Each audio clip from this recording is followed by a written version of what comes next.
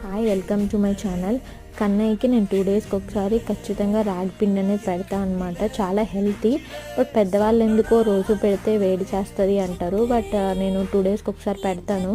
ఏదో ఒక ఫ్రూట్ కలిపి పెడతాను. బట్ స్వీట్ లేకుండా అస్సలు తిండు. బెల్లమైనా వేయాలి, లేకపోతే ఏదో ఒక ఫ్రూట్స్ వేసి పెట్టాలి.